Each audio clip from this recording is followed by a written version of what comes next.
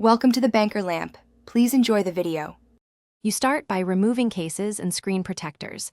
This prevents pressure and false touches. Power off, inspect edges for debris or water, because moisture causes ghost input. Once done, boot into safe mode or the device's diagnostics menu to isolate software from hardware issues.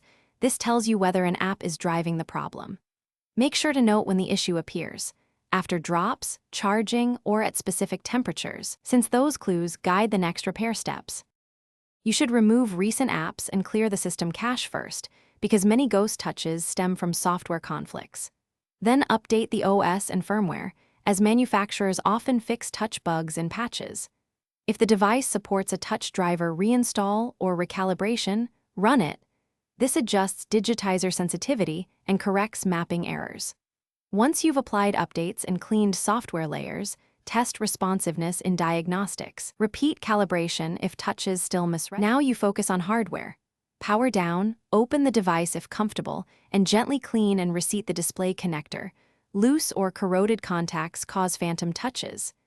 If reseating and cleaning don't help, replace the digitizer or the full screen assembly, because a failing digitizer is often the root cause.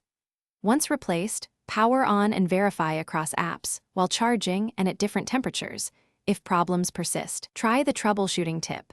Test with an external USB input device or consult professional repair for board-level diagnosis.